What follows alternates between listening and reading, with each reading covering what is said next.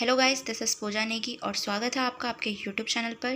तो जैसा कि मैं आपको सेकेंड ईयर की पॉलिटिकल साइंस के कुछ चैप्टर्स को डिस्कस करवा चुकी हूँ, तो होपफुली वो आपको समझ आए होंगे। तो आज मैं एक नया टॉपिक लेकर आई हूँ काफ़ी टाइम बाद, और काफ़ी इंटरेस्टिंग टॉपिक है। राजनीति में धर्म, धर्मनिरपेक्षता और सांप्रदायिकता। तो ये हमारा आज का टॉपिक रहेगा, एक चैप्टर है पूरा। तो स्टार्ट करते हैं। तो सबसे पहले धर्मनिरपेक्षता होता क्या है, या थोड़ा इसका इंट्रोडक्शन। तो अगर हम बात करें भारत जैसे विशाल देश की, तो आपको पता है कि इसमें अलग अलग धर्म के लोग रहते हैं, अलग अलग धर्मों को मानने वाले लोग रहते हैं, जैसे कि हिंदू, मुस्लिम, सिख, ईसाई, है ना। तो अन्य कई धर्म जिनको लोग मानते हैं और उन्हें अपनाते हैं। तो भारत के संविधान में जो है, भारत को एक धर्मनिरपेक्ष राज्य क्या है, घोषित किया गया है। तो ये आपको पता भी होगा। तो जिसमें क्या है, राज्य का अपना कोई धर्म नहीं है, ठीक है, उसके लिए सारे धर्म बराबर हैं।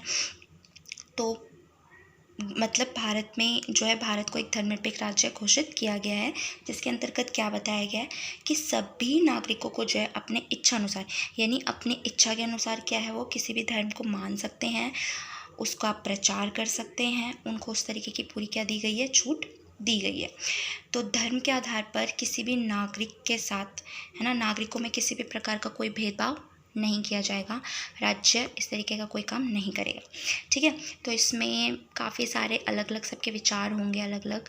तो इसमें आप अपना भी विचार अपने तरीके से दे सकते हैं और लिख सकते हैं बेसिकली, ठीक है। तो इसका अगर हम अर्थ देखें, तो भारतीय राज्य व्यवस्था क्या है, एक धर्मनिरपेक्ष व्यवस्था है।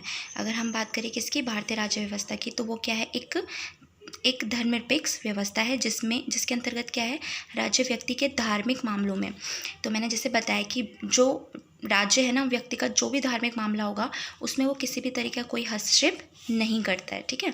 तो राज्य व्यवस्था धर्मतंत्रवाही ना होकर क्या है, धर्मनिरपेक्ष है, ठीक है। कि राज्य कोई एक धर्मतंत्र नहीं है, मतलब कि उसका अपना कोई एक धर्म नहीं है, सभी धर्मों को वो मानता है, एक साथ सबको लेकर चलता है। तो भारत के प्रत्येक नागरिक को किसी भी धर्म को मानने और उसका प्रचार करने का पूरा क्या है, अधिकार होता है, ठीक है। तो इसका आप अर्थ इस तरीके से लिख सकते हैं और अपने तरीके से बता सकते हैं।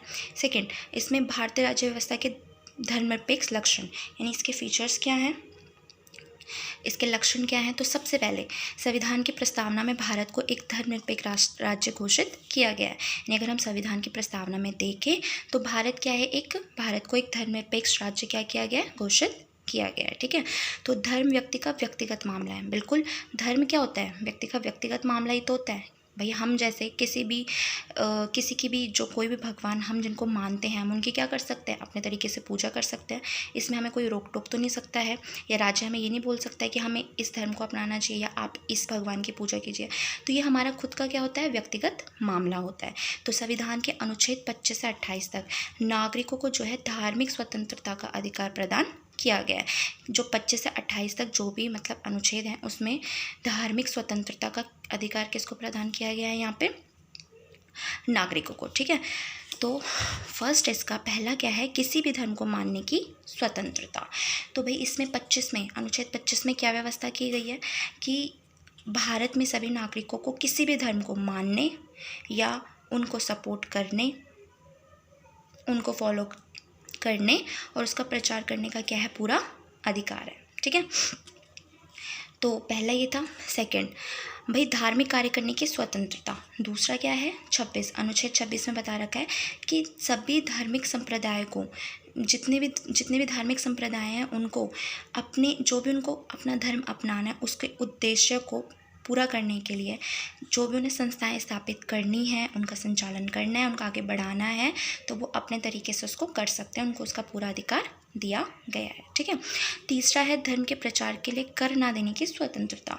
तो अब इसमें 27 अनुच्छेद में क्या बता रखा है, 27 में ये निर्धारित किया गया कि भाई किसी भी धर्म के प्रचार के लिए किसी व्यक्ति को किसी कर देने के लिए बिल्कुल भी विवश नहीं किया जाएगा, ठीक है। और लास्ट फोर्थ है आपका, धर्म के प्रचार शिक्षा संस्थानों में धार्मिक शिक्षा ना दिए जाने की व्यवस्था।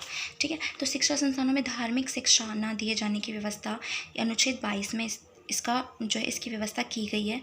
तो राज्य द्वारा वित्तीय सहायता प्राप्त किसी भी शिक्षा, यानी राज्य क्या करता है, वित्तीय सहायता देता है किसी भी शिक्षा संस्थान में। ठीक है, तो उसमें ऐसा नहीं होगा कि धार्मिक शिक्षा मतलब धार्मिक शिक्षा पर बल दिया जाएगा। उनको पूरी हेल्प तो मिल रही है, किनको, मतलब राज्य उनको पूरी सहायता तो दे रहा है, लेकिन ऐसा नहीं है कि वो धार्मिक शिक्षा मतलब वहाँ पे दी जाए। ठीक है, इस तरीके की कोई व्यवस्था नहीं होनी चाहिए। और इसमें जो भी है किसी भी व्यक्ति को धार्मिक समारोह में शामिल होने या शिक्षा ग्रहण करने के लिए बिल्कुल भी विवश नहीं किया जा सकता है। ठीक है, तो ये आपके कुछ अनुच्छेद बताए गए हैं जिसमें धार्मिक स्वतंत्रता का अधिकार जो है प्रदान किया गया है। ठीक है, उसके बाद जो इसका तीसरा पॉइंट है, ये तो इसके पॉइंट थे मतलब जो अनुच्छेद थे, लेकिन इसका तीसरा पॉइंट क्या बोलता है कि देश के सभी नागरिकों को कानून के समक्ष समानता।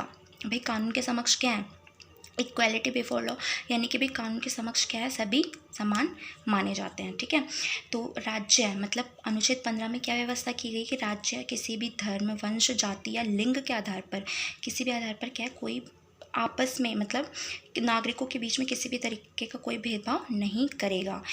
कानून के लिए सभी क्या हैं, समान है, सभी के लिए एक जैसे समानता है। ठीक है, तो इसमें 3 हमने कुछ पॉइंट्स को डिस्कस किया, तो होपफुली आपको ये पॉइंट्स समझ आए होंगे और इससे पहले भी जो वीडियोस मैंने बनाई हो आपको समझ आई होंगी, और ना आई हो तो आप कमेंट करके बता दीजिएगा।